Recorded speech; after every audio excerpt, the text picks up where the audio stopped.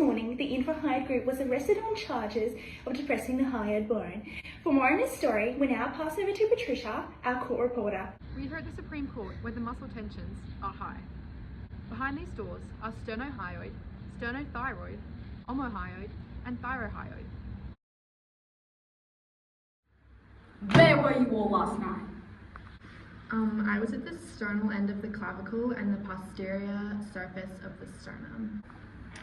I was at the posterior surface of the manubrium and the costal cartilage of the first rib. I was at the oblique line of the thyroid cartilage. I was at the superior border of the scapula and the intermediate tendon. Now, omohyoid, you're the most variable. Your origins and insertions sometimes change and you confuse with neighbouring muscles.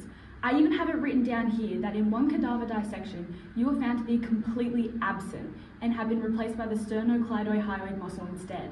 How can I trust anything you say? It's just an interesting fact, that's all. Okay, so then where did you guys go after that?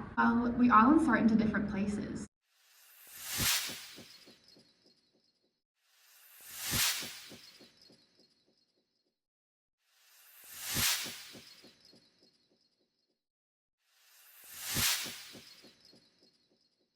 And are you all innervated by the same nerve? If you mean the ansa cervicalis from the anterior line of the cervical plexus, then yes.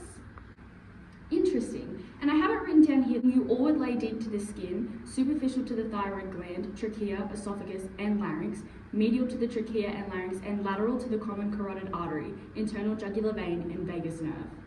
Yes, that is correct.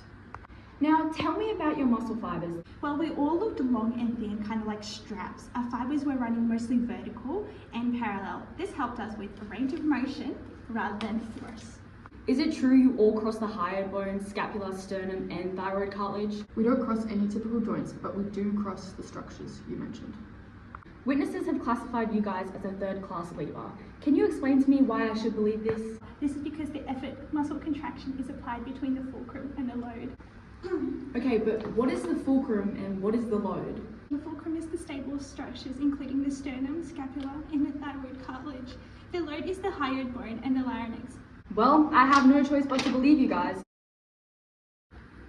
I would like all four of the muscles to step forward and state their actions. Your Honor, I depressed the hyoid bone. Without me, no one could breathe, swallow, or sing, and these are vital functional tasks. Also, we all stabilized the hyoid bone. Next! I depressed the hyoid. I depress the hyoid and elevate the larynx. I also move the thyroid up and down. I'd like to call the hyoid in. How does the infrahyoid depress you? They're not depressing me emotionally. They're only pulling me down physically with force. Pulling me down, they help with breathing, closing the airways during swallowing so that people don't choke. But lately they haven't been behaving. I have made my decision. Witnesses thought you were making the hyoid mentally depressed.